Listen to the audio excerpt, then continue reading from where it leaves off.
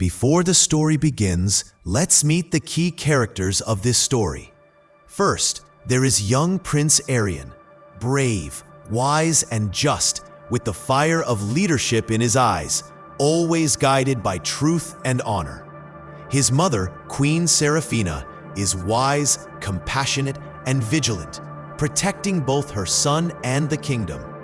The cunning Chancellor Malbec is power-hungry and manipulative, plotting against the prince, while his uncle, Lord Roderic, initially conspires but later realizes his mistakes and seeks redemption. Aarian's most loyal friend and protector is Leander, the courageous captain of the Royal Guard.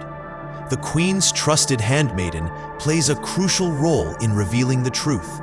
Finally, the story features a formidable enemy general and the citizens and soldiers of Aravelle, who fight to defend their kingdom and restore peace. In the forgotten kingdom of Aravelle, where golden banners once fluttered proudly over marble towers, a storm of betrayal began brewing long before the people realized it. And our tale opens on a chilling night when Prince Aarian first heard the whisper that would change his fate forever. "They are planning against you," murmured the Queen's old handmaiden, her voice trembling as she stood in the dim corridor. Aarian, tall, broad-shouldered, with the calm fire of leadership in his eyes, paused before her. "Who is planning?" he whispered sharply. "The Chancellor and your uncle," the woman breathed, fear gripping her throat.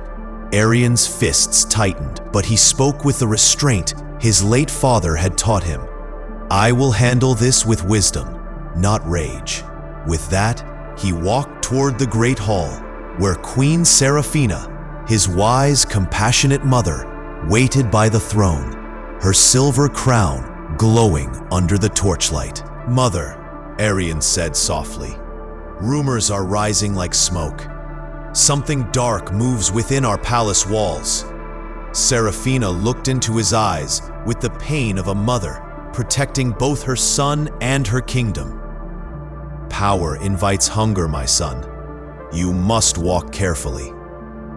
Meanwhile, in the Eastern Tower, Chancellor Malbec spoke in hushed tones with Aarian's uncle, Lord Roderic.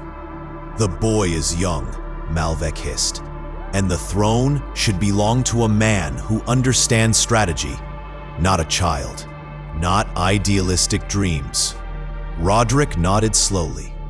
"If he ascends, he will end my influence. It must be prevented." Their plan was simple: frame Aarian for treason, claim he was plotting to overthrow his own mother, and seize control for the kingdom's safety.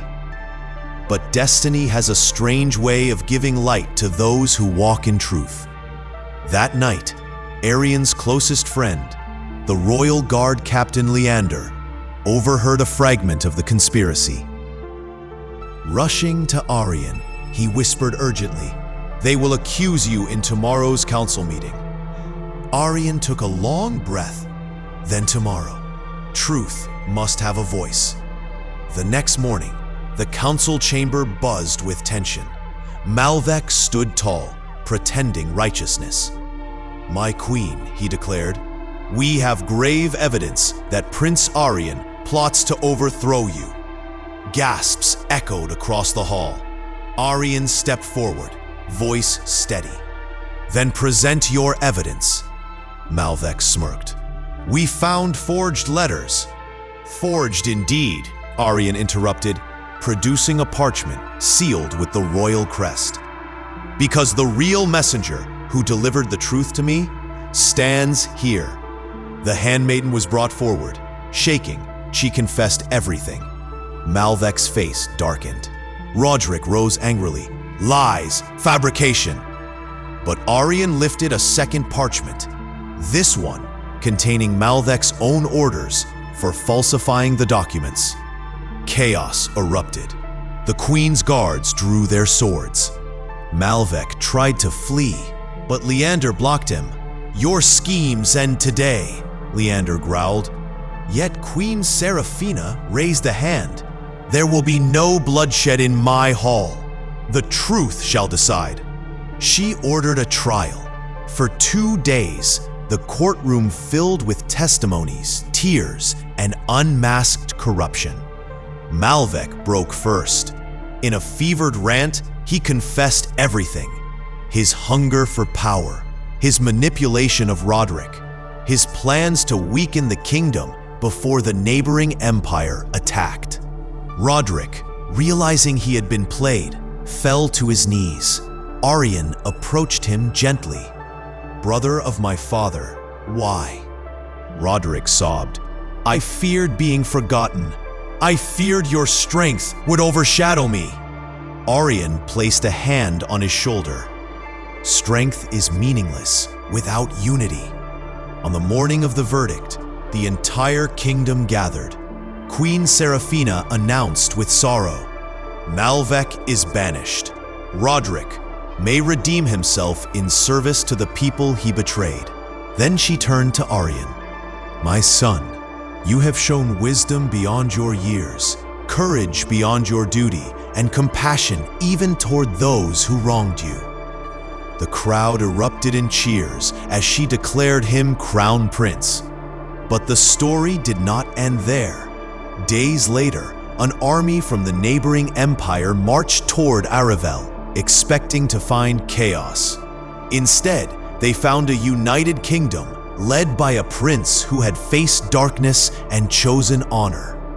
Aarian, riding at the front lines, shouted to his soldiers, "We fight not for power, but for our people." The battle raged fiercely. Swords clashed under burning skies. Arrows screamed through the air. Yet in the height of war, Aarian faced the enemy general in single combat. "Why invade a kingdom already wounded?" Aarian demanded.